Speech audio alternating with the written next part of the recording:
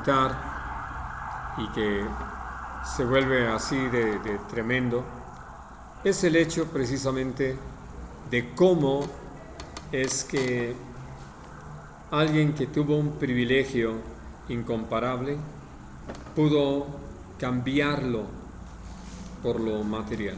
Esa es una historia que se ha repetido millones de veces, tristemente, de gente que ha despreciado una salvación tan grande y que en vez de tener la visión y el entendimiento de cómo es que Dios desea tratar con nosotros y usarnos, prefieren, pues más que nada puedo decirlo por incredulidad, disfrutar esto que se ve, esto que se tiene. De lo otro, si no se cree, para la gente que no cree, pues no existe, no es real. Y nosotros nos encontramos constantemente con esto mientras estamos ministrando la palabra. Cómo hay gente que no cree, aunque se llamen o se digan creyentes, realmente no creen. No creen en todo lo que el Señor dice, como Dios lo dice. No están atentos a todo aquello que el Señor desea que nosotros estemos atentos. Y por lo tanto, va a ser muy fácil que cambien lo que el Señor es por lo de este mundo. Que le den la espalda al Señor y que vayan en un camino totalmente opuesto. Ahora, por eso aquí le está leyendo toda esta situación. Vemos que el Señor lo tenía preparado, como lo estábamos estudiando, que de los que el Señor, nuestro Padre Celestial, dio a nuestro Señor Jesucristo, ninguno se perdió, sino el hijo de perdición, para que la Escritura se cumpliera. Y entonces estaba ya hecha la previsión de parte de Dios de cómo es que se iba a hacer desierta su habitación y otro iba a tomar su oficio. De ahí que, teniendo la dirección del Espíritu Santo, porque esto no es una interpretación personal de Pedro, donde se le ocurrió de repente, pues para que no seamos 11, sino seamos 12, como las 12 tribus. No había ese tipo de, ahora sí que, así es, esta forma que a veces utilizamos los hombres para tratar de justificar ciertos actos. No, evidentemente, esto fue algo que Dios inspiró y que podemos ver cómo quedó realmente respaldado por Dios todo el tiempo. Bueno, sigo leyendo. Versículo 23. Y señalaron a dos, a José, llamado Barsabás, que tenía por sobrenombre Justo, y a Matías. Y orando, dijeron: Tú, Señor, que conoces los corazones de todos, muestra cuál de estos dos has escogido, para que tome la parte de este ministerio y apostolado de que cayó Judas por transgresión para irse a su propio lugar. Ahora, quiero hacer énfasis en lo que dice el versículo 22. Estos dos hermanos nuestros, tanto José, Barsabás, Justo, como Matías, los dos resulta que habían estado allí como discípulos de Jesús desde que Jesús fue bautizado en adelante. Eran testigos de todo esto. Uno diría, ¿por qué no encontramos sus nombres escritos en los evangelios? Creo que ya alguna vez lo hemos mencionado. En realidad, si nosotros somos honestos, hemos conocido los nombres de los 12 apóstoles originales, para decirlo así, porque están en un listado en los evangelios. Pero de quienes leemos posteriormente, no es de todos. Leemos de Pedro, leemos de Juan, leemos de Andrés, leemos de Jacobo, leemos de Felipe, básicamente. De los demás no, pero eso no significa que no estaban. Allí estaban con Jesús. Igual que no nos dan los nombres de muchos otros discípulos sino que, por ejemplo, sabemos que uno de los discípulos que habían estado allí, que participaron de todo esto, era Cleofas, pero no lo vemos mencionado fuera del capítulo 24 de Lucas, pero estaban ahí. Así de que estos dos hermanos estaban allí, estaban siendo testigos de todo lo que el Señor hacía, todo lo que el Señor decía. También recibieron la palabra, también caminaron con Jesús, y por eso estaban ahí formando parte del grupo de los 120 que habían estado en el momento en que nuestro Señor Jesucristo ascendió al cielo y que les dio mandamientos por el Espíritu Santo de que permanecieran en Jerusalén hasta que fueran llenos del Espíritu Santo. Y entonces, por ese testimonio de parte del Señor, tenían estos dos candidatos. Yo no puedo entender que cualquiera de los dos era bueno, es decir, tenía un desarrollo, había estado allí, podía responder. Pero evidentemente, y esta es otra de las cosas a aprender, solo había un lugar. Así de que, para no discutir y para no pervertir las cosas, dices, bueno, pues da lo mismo 12 que 13, ¿no? No, para Dios no. Ustedes saben que Él es exacto y tiene razones para todo ello. Y entonces, por eso le preguntaron o pidieron al Señor por esa dirección de que Él mostrara. ¿Cuál era el propósito? Que tomara ese ministerio y apostolado del que había caído Judas. Y lo más precioso de esto es que no era alguien que necesitaba tomar un curso aparte, ¿verdad? Y tal vez un curso rápido para poder incorporarse. Por eso yo he compartido con ustedes, y lo creo de todo corazón, que todos los que han de estar colaborando en la iglesia se van formando en la iglesia, en la vida diaria, en el diario servir, en el diario seguir a Jesús, y que cuando nosotros nos olvidamos de eso y mandamos a los posibles candidatos al servicio a un lugar para que estudien, un instituto bíblico, un seminario, lo único que logramos es que se llene la cabeza de información. Y no dudo que dentro de los programas que llegan a tener algunos seminarios, pues los llevan o los provocan a hacer algunas tareas, pero más en razón de calificarlos para darles un crédito al final o un reconocimiento, que de estar atentos a su formación, a su desarrollo espiritual.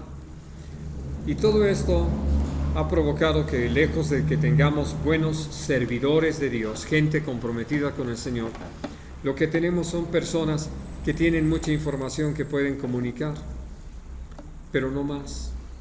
Y si algo necesitamos para volver a vivir lo que el Señor quiere que vivamos, es que seamos gente llena del Espíritu Santo, que conozcamos su palabra, que amemos al Señor, que amemos entonces su palabra para practicarla.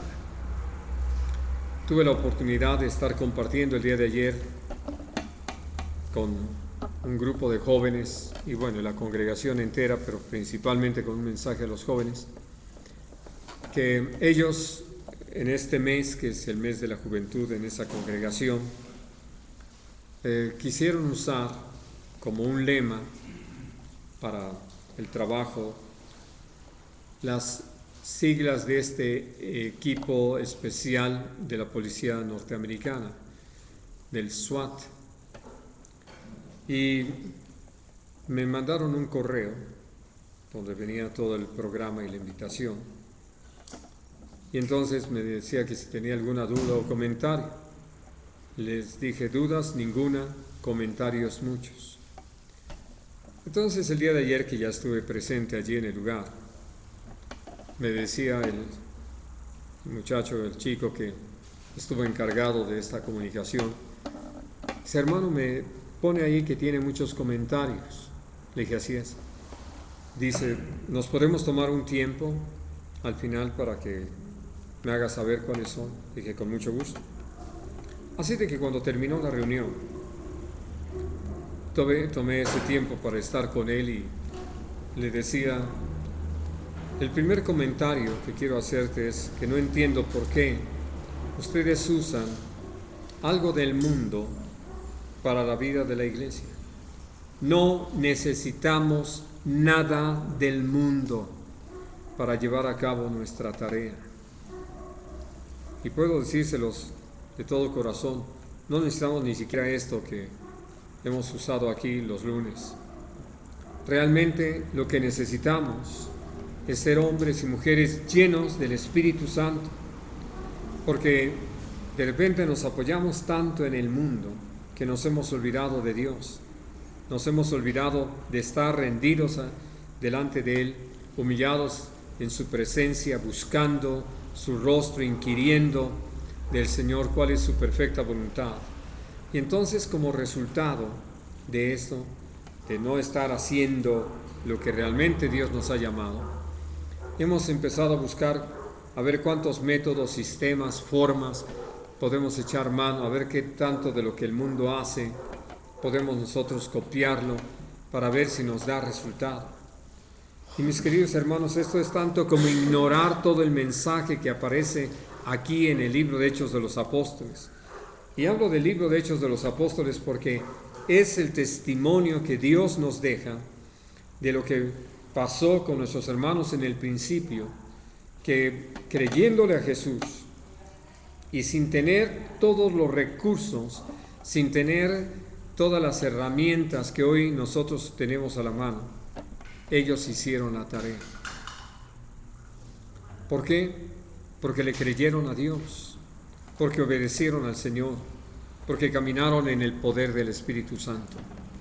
Y entonces por eso es muy interesante que cuando Matías es escogido o señalado por el Señor para estar en esta labor de apóstol, pues él estaba listo. Él estaba caminando en la misma palabra, en el mismo sentir, en el mismo pensar, en la misma actitud que tenían los demás. Y entonces, lleno del Espíritu Santo, podía servir como los otros, porque estaba esperando ser lleno del Espíritu Santo allí. Y como resultado de ello, pudo, junto con los otros 11, servir a Dios y hacer la labor. Y por eso nosotros podemos leer de una iglesia fuerte, poderosa en el Espíritu, allí en Jerusalén. Una iglesia que creció, una iglesia que se desarrolló, una iglesia que alcanzó su entorno. Y que cuando vino la persecución, los discípulos de los discípulos habían sido también discipulados, que estaban llenos del Espíritu Santo y que una vez que fueron dispersados, no se disipó la obra. Al contrario, esto fue como tener semillas y soplar fuertemente sobre ellas y ser lanzadas a muchos lugares, campos donde quedaron sembradas o puestas, donde germinaron y donde produjeron fruto para la gloria de Dios. Así de que entonces, cuando nosotros estamos considerando lo que este momento significó, no era simplemente por cumplir el gusto de que hay una silla sola, hay que ocuparla, ¿no? Sino que había todo un propósito de parte de Dios, como en todas las cosas. Ellos habían estado orando, ellos habían estado buscando la dirección de Dios, estaban esperando el cumplimiento de una promesa, y Dios que es fiel, y fue sepultado, y su sepulcro está con nosotros hasta el día de hoy. Pero siendo profeta, y sabiendo que con juramento Dios le había jurado que de su descendencia, en cuanto a la carne, levantaría al Mesías, al Cristo, para que se sentase en su trono, viéndolo antes, habló de la resurrección de Cristo, que su alma no fue dejada en el Hades, ni su carne vio corrupción. Y entonces, una de las cosas preciosas es que esta revelación que Dios trajo a la vida de David, él tuvo una palabra de parte de Dios de cómo de su descendencia Dios iba a levantar al que se iba a sentar en su trono para siempre. Esto que viene a ratificarse por la profecía de Isaías 9, donde hablando acerca de nuestro Señor Jesucristo, dice: y su reino será sempiterno, por siempre eterno. Y entonces, por eso, una de las cosas que tenemos que mencionar es que en esta revelación que Dios le dio a David, es que él sabía que este juramento que había recibido de parte de Dios era para que, en cuanto a su descendencia, iba a levantar a nuestro Señor Jesús para que se sentara en su trono. Ahora, ¿qué importancia tiene esto? Bueno, algo muy interesante.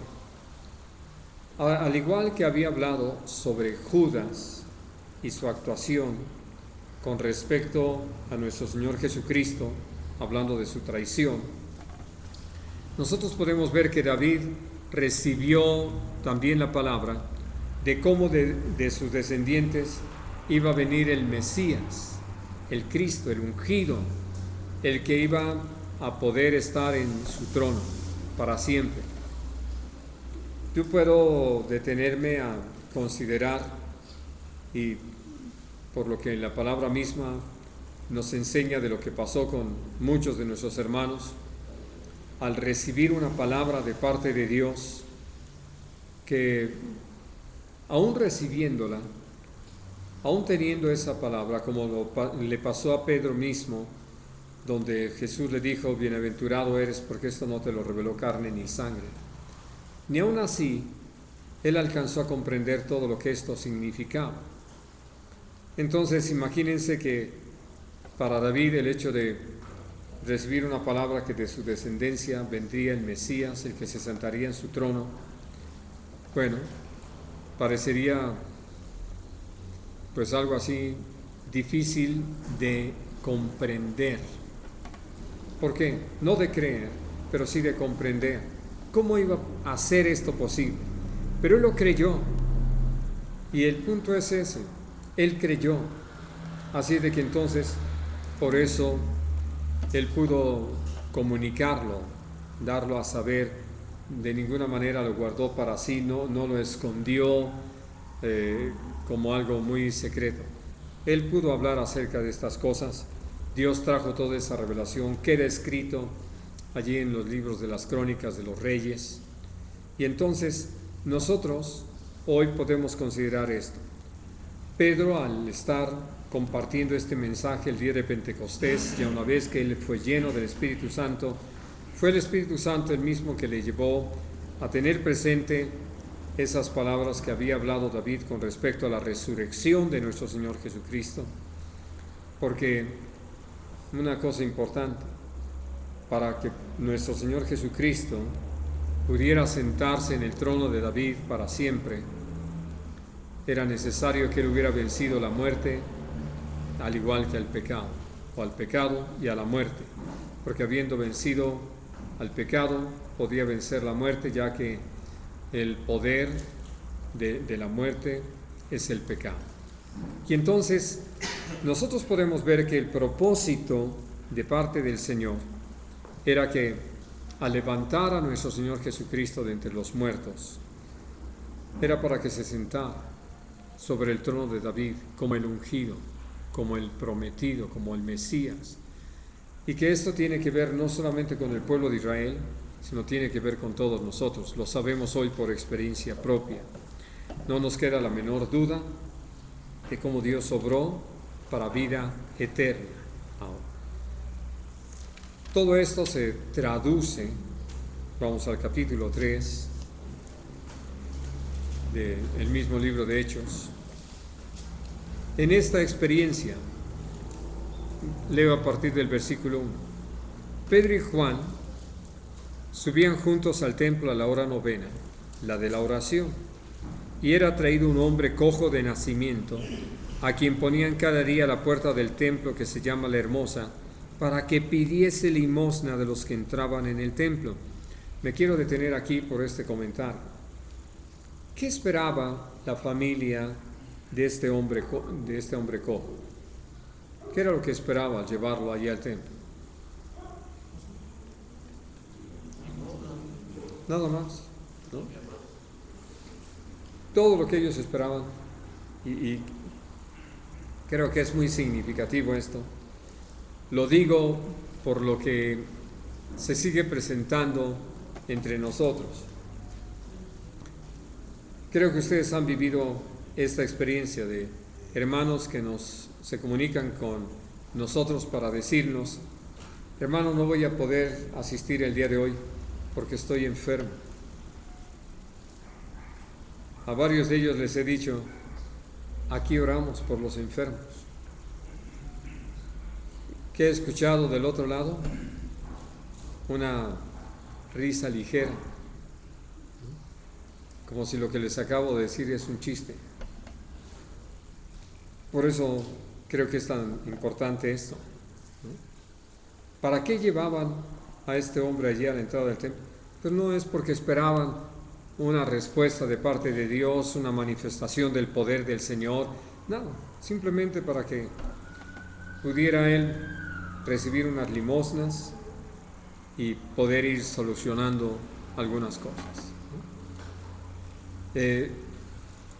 ¿Qué es lo que podían ellos tener como una imagen del futuro de este hombre?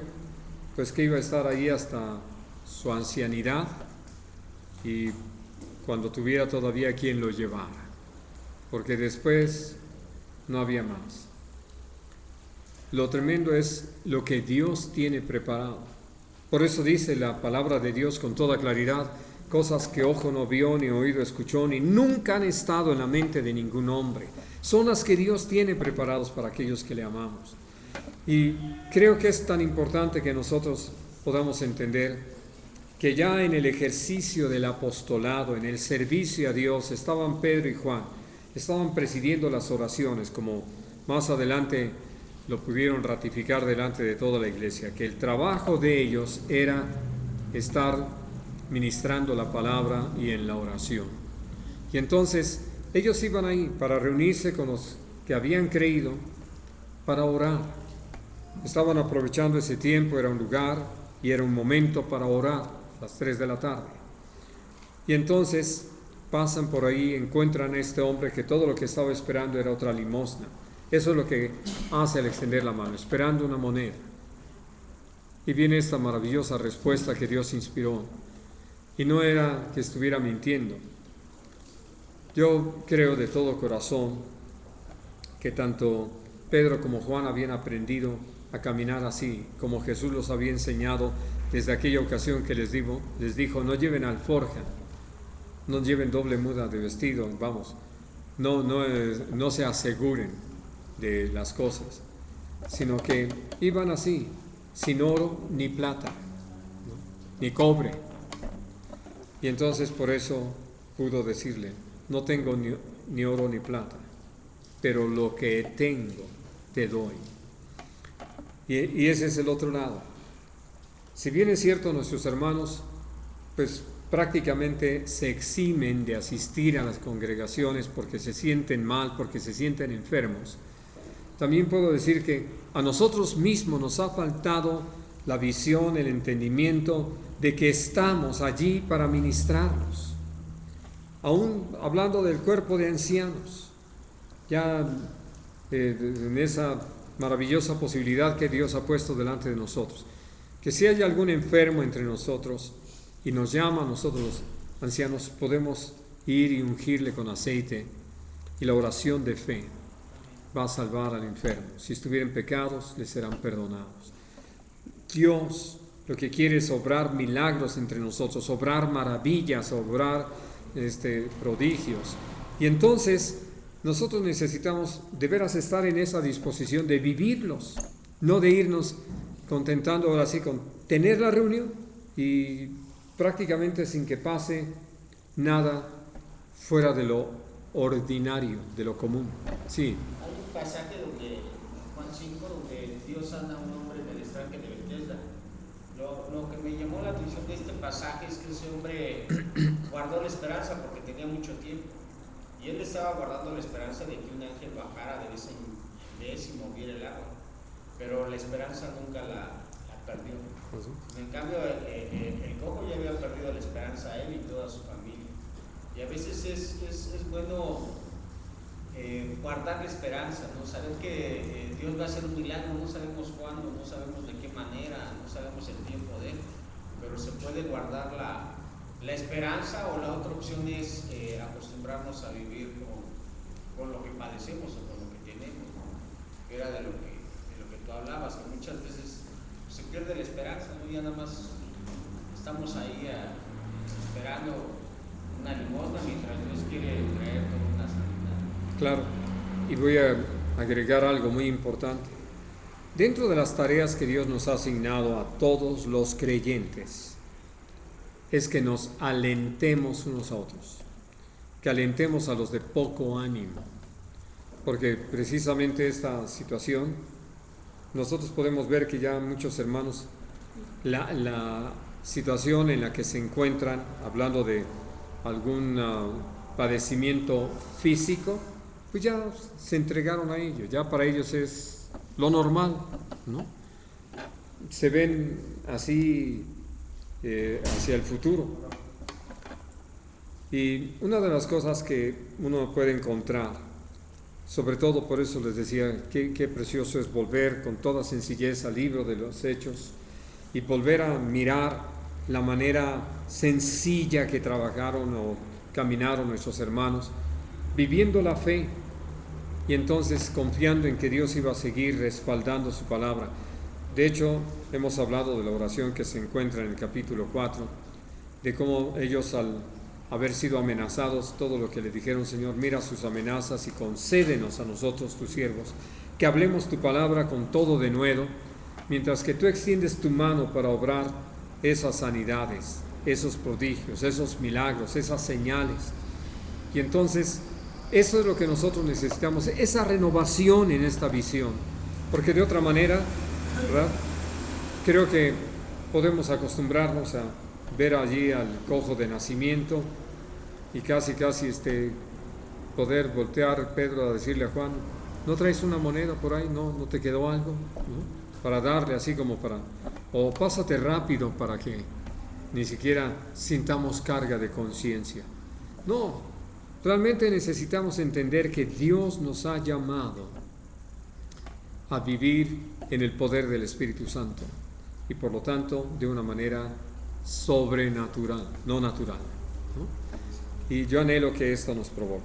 Ahora, una de las cosas muy interesantes que comparte en esa ocasión el apóstol Pedro, dirigido por el Señor, está a partir de unos versículos, pero leo del versículo 17 en adelante.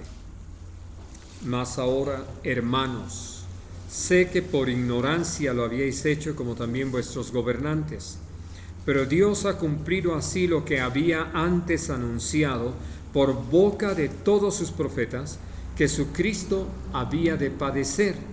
Así que arrepentíos y convertíos, para que sean borrados vuestros pecados, para que vengan de la presencia del Señor tiempos de refrigerio, y Él envía a Jesucristo, que os fue antes anunciado, a quien de cierto es necesario que el cielo reciba hasta los tiempos de la restauración de todas las cosas, de que habló Dios por boca de sus santos profetas, que han sido desde tiempo antiguo. Ahora, en sí, ¿cuál fue el propósito de Dios al sanar a este cojo de nacimiento? Para Pedro, para testificar, para su primer discurso. No, ese ya era el segundo. Como testimonio. Aquí lo dice. El versículo 18. Dios ha cumplido así lo que había antes anunciado, que Jesús había de padecer, ¿no? Y así de que arrepiéntanse, conviértanse, para que sean borrados sus pecados, para que vengan de la presencia del Señor tiempos de refrigerio. Así de que, naturalmente, el primer feliz, contento, jubiloso fue este hombre sanado. Él no sabía lo que era caminar, menos lo que era brincar o correr. Pudo hacerlo, estaba feliz, pero no se quedó allí.